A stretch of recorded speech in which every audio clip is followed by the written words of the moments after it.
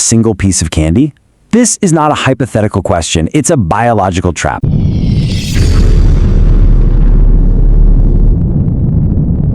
Welcome to today's Explainer.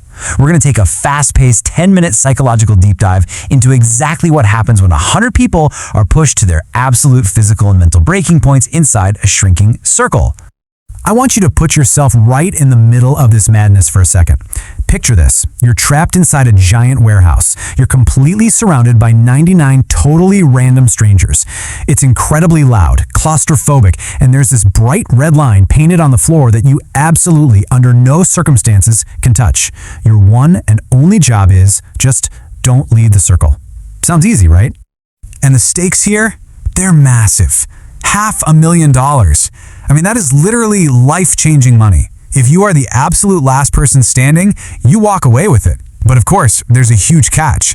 The organizer of this entire game has completely cleared his schedule for the next 12 days. And his explicit goal?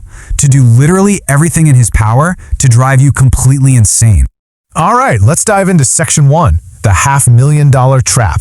The very second this challenge starts, cramming 100 people into this tight boundary completely violates all of our natural spatial limits. It triggers this immediate, overwhelming stress response, so much so that one person actually quits right out of the gate. And what do the organizers do? They give him a brand new car just to plant this massive seed of doubt in everyone else's mind.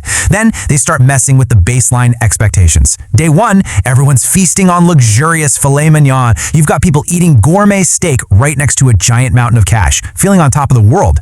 But fast forward to day 3, they're eating soggy oatmeal that literally tastes like wet cardboard. And this rapid downgrade, it's deeply intentional. You see, if you start people out in total misery, they just kind of get used to it. But if you give them a taste of absolute luxury and then violently rip it away, that deprivation feels exponentially sharper. Moving right along to Section 2, the fruit snack mirage. So as this shared suffering really starts to set in, people just throw logic completely out the window. Like one guy literally bets his 1 in 100 shot at $500,000 on a single random game of rock, paper, scissors, loses, and just walks away. But it gets crazier. Another contestant reaches his hand completely over the red line, eliminating himself instantly just to grab a single fruit snack gummy that a crew member tossed. Like, why on earth would anyone do that? Well, it all comes down to something called temporal discounting. This is our brain's evolutionary wiring that basically forces us to prioritize an immediate, guaranteed, small reward right now over a massive but uncertain reward in the future. The desperately bored brain acts like it's seeing a literal mirage in the desert. You are so starved for just a tiny hit of dopamine to break up the mind-numbing boredom that a tiny puddle right in front of you like a fruit snack suddenly looks infinitely more valuable than a whole lake of fresh water 10 miles away. So what's happening here is an all-out war in your head. You have the primitive lizard brain fighting for that immediate $10 fruit snack dopamine hit, and it's completely overpowering the prefrontal cortex, which is trying its hardest to hold on to this abstract $500,000 future asset. The thing is, winning that money requires complex, long-term planning and the ability to endure an unknown amount of future suffering, especially since the host casually mentioned they could be stuck there for months. The lizard brain, it doesn't care about months from now. It just wants tangible relief right this exact second. Which brings us to Section 3, surviving the sensory assault. So, because just standing around passively waiting isn't breaking people fast enough, the organizers decide to start repainting the circle, shrinking it down super rapidly to completely mess with the contestants' perception of time and space. And once that space gets tight, the really insidious physical traps start. For instance, the organizers just casually drop a soccer ball right into the middle of the circle. One of the contestants starts juggling it, takes a quick step backward to save the ball, and bam, his foot touches the red line. He's eliminated. It's so brutal because it's designed perfectly to bypass all conscious constraints and trigger automatic nervous system reactions. Muscle memory literally just hijacks and overrides their conscious desire to win the money. But honestly, the physical traps are absolutely nothing compared to the auditory assault. First, they blast a 10-hour continuous loop of a standard iPhone alarm. I mean, just think about that visceral, gut-wrenching physiological reaction you get to your morning alarm. It causes this immediate, massive spike in cortisol. Playing it on a continuous loop is literal Pavlovian sensory warfare. It's explicitly designed to destroy any baseline state of cognitive calm. And when one contestant tries to just play it cool and ignore it, the host offers him a brand new iPhone right then and there to leave. And he instantly takes it and runs.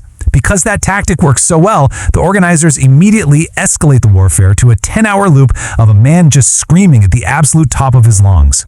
So you might be wondering, how does the human brain not just completely snap under this pressure? Well, instead of turning on each other in some chaotic Lord of the Flies type scenario, we actually see this fascinating psychological phenomenon called communitas. This is an intense, temporary social cohesion formed by groups who are experiencing shared trauma and adversity. Basically, the remaining contestants bond incredibly tightly, uniting against the organizers to find a new psychological anchor for stability. And we see the most brilliant illustration of communitas in action during a minigame. The host rolls out a brand new Tesla onto a tarp that extends just outside the circle.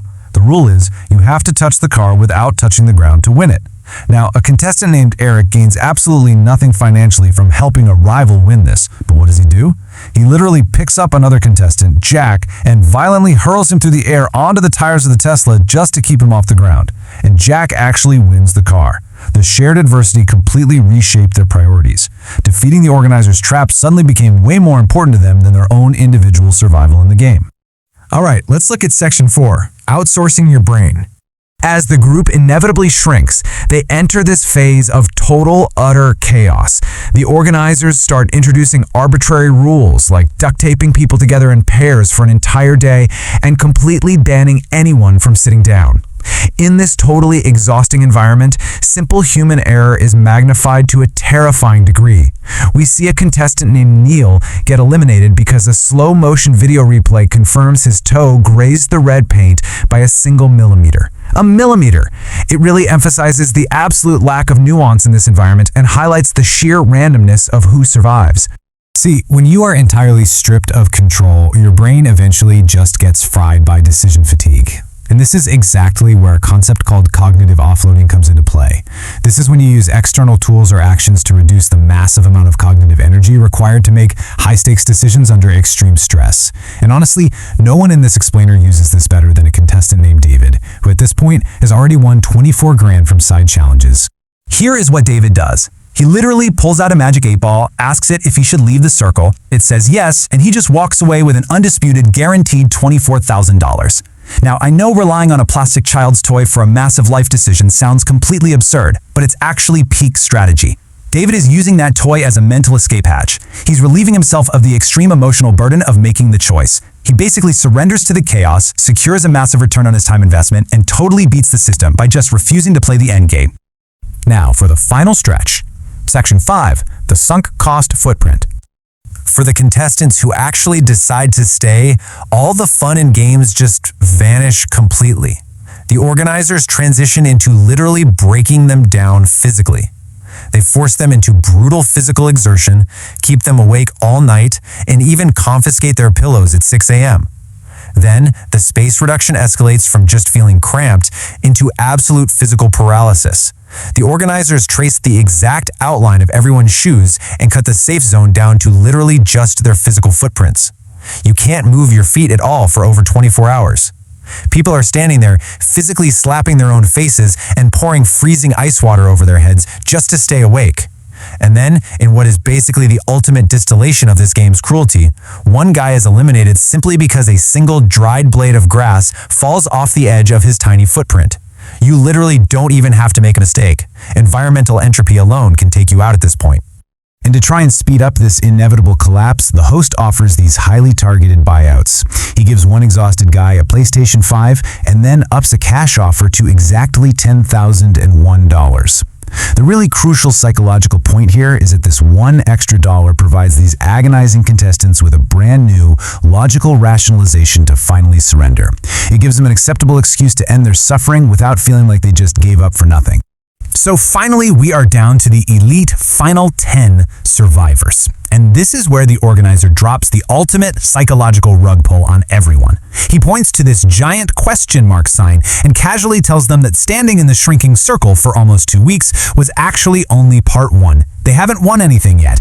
They now have to go play a literal playground game of tag to decide the actual winner. Now you have to ask yourself, why didn't these 10 exhausted people instantly revolt at this insane twist? The reason they didn't riot is because they are entirely trapped by the sunk cost fallacy. By day 12, they aren't even enduring the pain for the potential 500 grand anymore. They're literally trapped by their own suffering. They physically and mentally cannot quit because doing so would force their brains to accept that the last 12 days of absolute, literal agony were for absolutely nothing. The organizers masterfully use this sunk cost to completely reset their baseline of compliance. Now, as wild as all of this is, it actually flips the mirror right back onto you. We aren't just observing some bizarre, extreme internet spectacle here. The dynamics of that shrinking circle, they perfectly mirror modern life. Think about it. You are constantly surrounded by manufactured urgency. The shrinking spaces of the circle are the shrinking budgets, the shrinking personal time, and the arbitrary deadlines of your actual reality. Those loud, blaring alarms, they're your endless digital notifications and stressful emails, things that are specifically designed to hijack your autonomic nervous system and constantly pull you out of focus. Honestly, you are standing in your own circle right now, just trying desperately not to step on the red line. Recognizing exactly how your brain reacts to these screaming alarms and the sunk costs that are keeping you in unhealthy situations is really the only way to maintain your control. So, if you were stripped of all your outside context, what would be your instant relief? I want to leave you with this powerful question. What is your life's fruit snack, the tiny distraction causing you to lose sight of your ultimate goal? Let us know in the comments below.